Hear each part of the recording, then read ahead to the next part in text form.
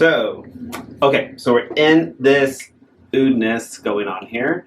So kind of want to talk about, again, more of my favorite ouds. So one of my favorite brands that I have that I discovered about maybe like 3 years ago it's called Initio. And they have two in their oud collection. And one of the things that I love about this brand is the geometry of the bottles and the shapes. It's very just like so eclectic between the eye and the middle. But just like get a look at that. Like there's a lot of different shapes here to me. So I feel like there's just I need both of these. I mean, come on. You know, this is the Black Gold project here. And so we're going to first go, the first one I discovered was Oud for Greatness. And when I bought this, I remember just smelling it, and I was just like, this is a very nice, soft, beautiful oud. Like, it was expensive. I could just tell. I was just like, oh, that's a nice oud. It's not overpowering. Like I talked about the Guerlain and how this one's like when you like, you're walking, you like go to Earth Cafe in Los Angeles, you see a crowd of guys that are smelling, and it smells good. You're like, what is that? That's this, right? But then there's that one friend in the group who's a little bit more like of an outsider, but still also like part of the group. So that guy is probably wearing Oud for Greatness. And it's just like, it's warm, definitely warm. And of course, we talked about it, and I didn't talk about it as much in detail than I included in my other fragrance review with saffron. But Oud for Greatness has saffron in there. So of course, as I mentioned, I've had this saffron kind of like situation. Saffron's in a lot of my fragrances in some degree sometimes. Not too much, which is why I didn't include it in there. This is definitely more of that oud. That's the thing with this one. It's like you can't stop smelling it. You're just like, oh my god, that's good. Like, you're just like, yeah, that's good.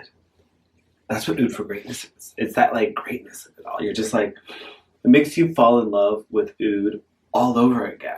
Because a lot of the times, like with these brands that we have out there, maybe I'll go in there, but I'm really not because I don't want to purchase it because I'm not a fan of it. But some of these lines, I won't say the name, these ouds that are out there are very like linear in the aspect of it's definitely a synthetic version. And I'm not going to mention who they are. They're owned by a big company, conglomerate kind of a situation. Where this one is just like, you know it's quality. And that's the difference with it. It's because the other ones, you smell that synthetic, you're going to smell on that person, you're like, oh, that's such and such by such and such. You know what it is. This you're going to wear, and people are going to wonder, like, oh, that is expensive niche market perfume, because you know that just that, the way it's going, working on that person, it's a little different, it's their own variation, and then that's what makes these perfumes so damn good. Oud for Greatness, definitely like, it's in the name, Oud for Greatness. What the are people looking for? Anyways, Oud for Happiness. So let's focus on the bottle, because as with the last Initio perfume, there was some geometry, you know, having taken calculus a few times, and some graphing and some modeling. You know, what are you supposed to do? So, Oud for Happiness. And I will get me uplifted with this scent. What's like very unusual with this scent, and another one that's in this collection of this trilogy of my favorite ouds, and they're very all different ouds, by the way. Oud for Happiness. It's one of the other ones that I have in the collection that has a citrus portion in that top note. So with that, you definitely like, and any time one of these niche perfume brands is putting a citrus, like a bergamot, a lemon, with an oud, you are automatically going to know that its purpose is not for the oud. Because most perfumers will know when you're working with oud, you are not going to be usually putting the citrus. It's going to counteract, and then you're going to have a lot of spread between the essential oils, right? And then the maceration process takes a little bit longer. So when you have a citrus note, you're already kind of knowing about it. But besides the bergamot in here, you have green notes from like very like euphoric green grass, and it's just like definitely an aphrodisiac on its own. It just creates this happiness, and it's just like, then it starts to make you think. You're like, okay, we have this beautiful green eye, and like green eyes are one of the most rarest eyes in the world, if you guys didn't know. Just one of those things. And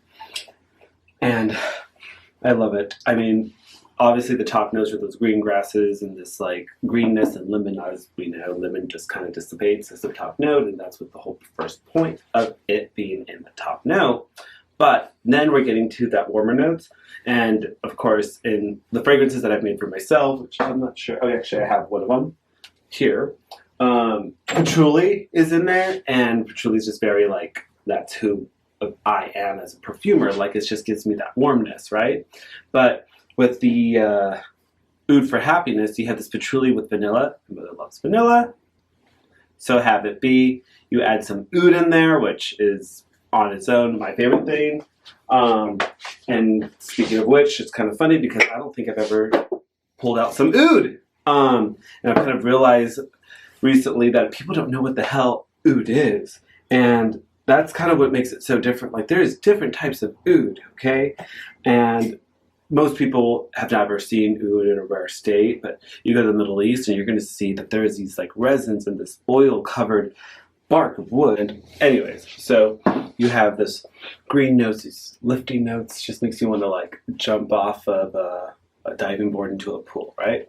This fresh notes, green notes, it's very summer. So this is something that you wear in the summer when it's hot, when it's warm. It's not the other ouds when it's cold. This is that summer scent where you want it. You don't want people to know what you're wearing. You want people to be familiar with it, but you also don't want to be like screaming out loud.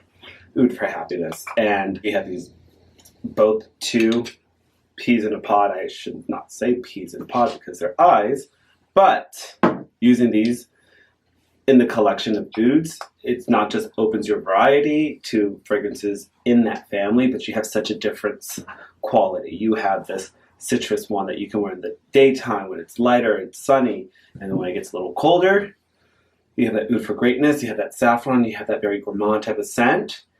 Two that I think are in this my favorite ouds, and will be in the one of these will be in the final 3 rounds of my favorite ouds.